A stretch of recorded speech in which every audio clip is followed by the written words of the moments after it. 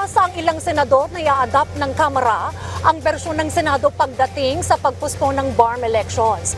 Ayon kay Senate President Francis Cheese Escudero, bagamat hindi niya pa alam kung handa pa ang Kamara na i-adapt ang bersyon nila, umaasa siyang gagawin ito ng kapulungan, gayong sinulong daw nila ang preferred period ng executive branch. Ayon naman kay Senator J.D. Ejercito, sa susunod na linggo, inaasang ipapasa na sa third reading sa Senado ang panukala. Base sa bersyon ng Senado, 5 buwang postponement ng BARM elections. Kailangan lang natin sigurong timbangin, no? Ika nga, no? Both pros and cons. We want to make sure that it will go on smoothly and peacefully. So, we weigh things, so, 1 year yung proposal nila. Yung on the other hand naman, other side, sabi, matagal na, 6 to 7 years na po yung Bangsamoro Transition Authority.